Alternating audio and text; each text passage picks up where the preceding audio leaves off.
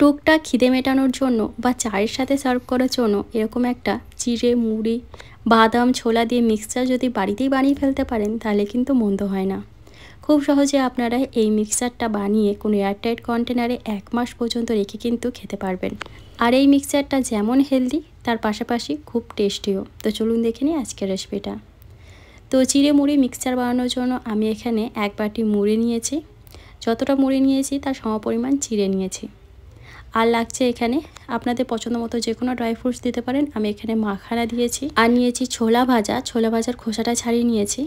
আর এখানে কাঁচা বাদাম নিয়েছি, বাদাম আর ছোলার পরিমাণটা ইকুয়াল রেখেছি। আর নিয়েছি কিছু ড্রাই ফ্রুটস, এর মধ্যে আমন্ড আর কিশমিশ আছে, চাইলে আপনারা কাজু অ্যাড করতে পারেন।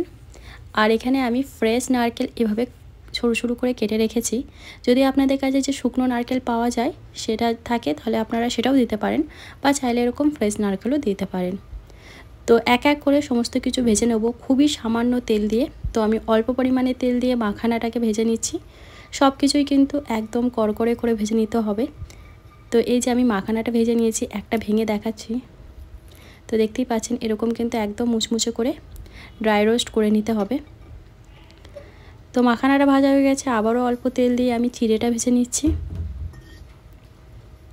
এই মিক্সচারটা খেতে কিন্তু দারুণ লাগে। অবশ্যই একবার বাড়িতে সমস্ত ঘরোয়া উপকরণ দিয়ে আপনারা এই মিক্সচারটা বানিয়ে রাখবেন আর খেয়ে দেখবেন আপনাদেরও ভীষণ ভালো লাগবে। কখনো কখনো টুকটাক কিছু খেতে ইচ্ছা করে তখন কিন্তু এই হেলদি স্ন্যাক্সটা আপনারা খেতে পারবেন। তো চিড়েটা ভাজতে একটু বেশি টাইম লাগবে। চিড়েটাকেও মিডিয়াম ফ্লেমে নেড়ে চেড়ে আমি ক্রিস্পি করে ভেজে নিয়েছি। আর এখন মুড়িটাকেও ভেজে নিচ্ছি। মুড়িটা কিন্তু ভাজতে খুব বেশি টাইম লাগবে না, ওই 1-1.5 মিনিটের মধ্যে মুড়িটা ভাজা হয়ে যাবে। তো এই যে আমার মুড়িটাও ভাজা হয়ে গেছে, এখন আমি নামিয়ে নেব। এখন কড়াইয়ের মধ্যে আরও একটু তেল অ্যাড করে দিচ্ছি।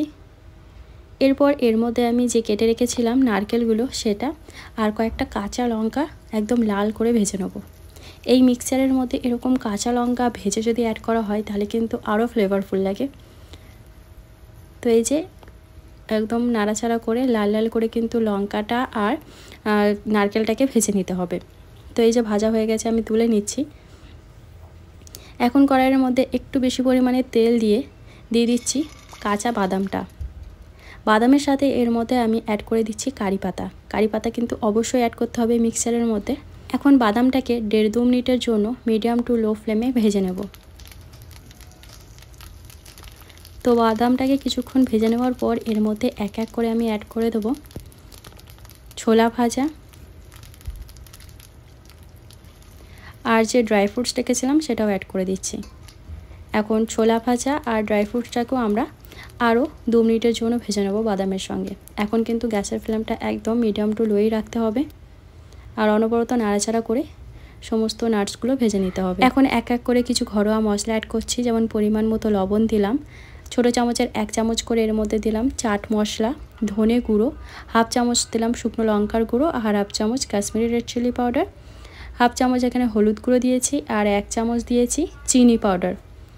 আর আপনাদের কাছে যদি আমচুর পাউডার থাকে তাহলে অবশ্যই আমচুর পাউডারের মধ্যে 1/2 চামচের মতো অ্যাড করে দেবেন। সমস্ত মশলাগুলো ভালো করে মিক্স করে নেওয়ার পর এর মধ্যে আমি আগে থেকে ভেজে রাখা ওই মুড়ি, চিড়ে, মাখানা আর নারকেল, কাঁচা লঙ্কা সব একটু একটু করে অ্যাড করছি আর ভালো করে মিক্স করে নিচ্ছি।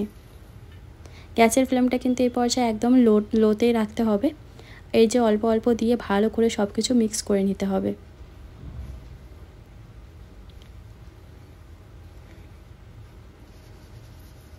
এর মধ্যে আমি অল্প পরিমাণে সেও ভাজা অ্যাড করলাম, আমার কাছে ছিল তাই আমি অ্যাড করে দিয়েছি। আপনাদের কাছে যদি না থাকে তাহলে সেও ভাজা দেওয়ার কোনো দরকার নেই।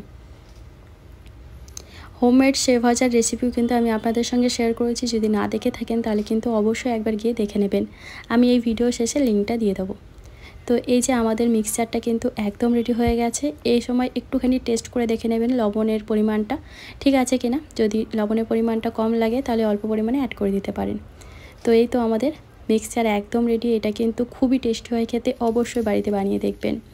এখন এটাকে আমি একটা এয়ারটাইট কন্টেনারে রেখে 1 মাস পর্যন্ত স্টোর করে কিন্তু খেতে পারবো।